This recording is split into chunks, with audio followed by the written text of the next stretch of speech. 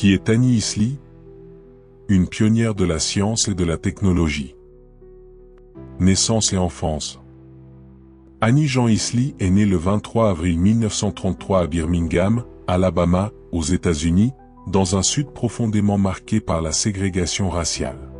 Très tôt, elle montre une passion pour les mathématiques et les sciences, encouragée par sa mère qui lui disait qu'elle pouvait devenir tout ce qu'elle voulait à condition d'étudier. Sa mère, McCrory Willie, l'a élevée seule et lui a toujours dit qu'on peut choisir sa destinée et que, malgré les différents obstacles qui peuvent se présenter dans la vie, on est toujours maître de son existence.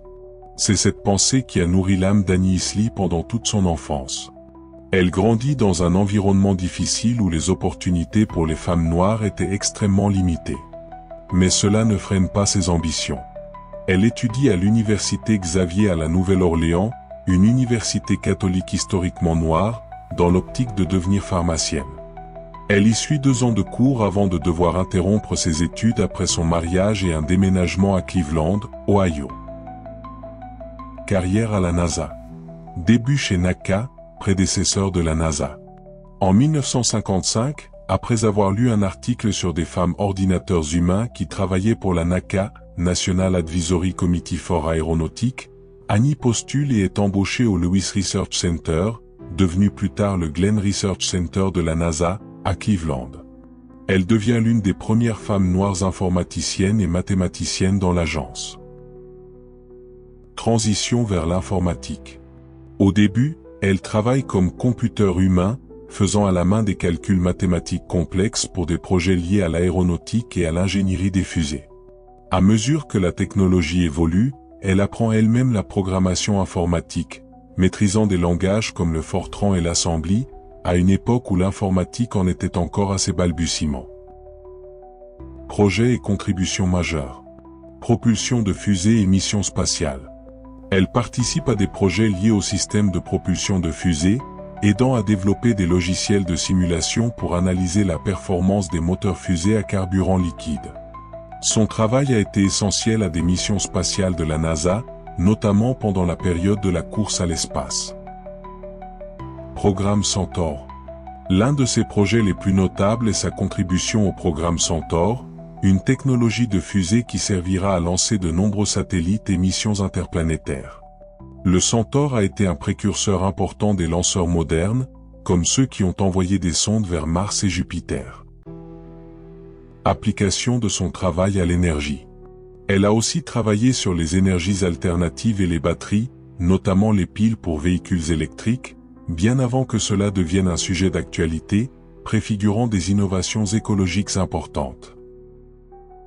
Compétences et qualités. Mathématicienne de haut niveau. Programmeuse en langage scientifique, Fortran, Assembly. Ingénieure en système de propulsion. Pionnière de l'informatique à la NASA. Autodidacte et éducatrice dans l'âme. Militante et modèle pour les générations futures. En plus de ses fonctions scientifiques, Isly a été une défenseur de la diversité et de l'inclusion. Elle s'est battue pour les droits des femmes et des minorités à la NASA, aidant à ouvrir la voie pour d'autres femmes noires dans les domaines des STEM, sciences, technologie, engineering, mathématiques.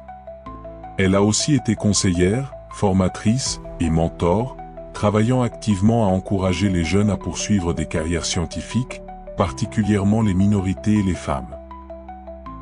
Études et formation continue.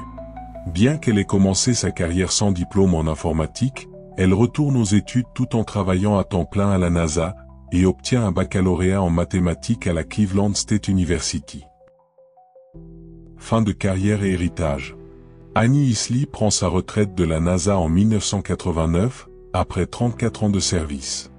Elle ne reçoit pas une grande reconnaissance publique de son vivant, mais elle est aujourd'hui célébrée comme une figure inspirante, à l'instar de Katherine Johnson et d'autres femmes noires qui ont marqué la NASA dans l'ombre. Elle est décédée le 25 juin 2011, à l'âge de 78 ans. Reconnaissance posthume. Son histoire est aujourd'hui racontée dans les musées et expositions de la NASA. Elle figure dans les initiatives de reconnaissance des femmes dans les STEM. Son visage apparaît dans des livres et documentaires célébrant les hidden figures.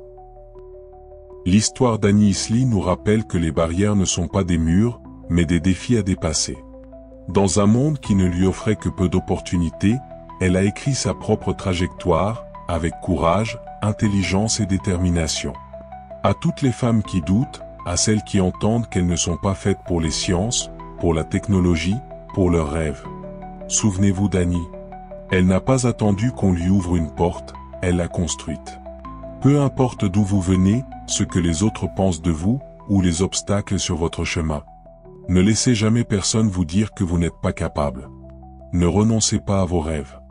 Vous avez le pouvoir de changer l'histoire. Vous avez le droit d'essayer, d'échouer, et surtout, de réussir. Rêvez grand, osez fort, et n'abandonnez jamais. En hommage à Annie Isly et à toutes les pionnières oubliées. Si tu as aimé cette vidéo, abonne-toi pour plus d'histoires inspirantes. À bientôt.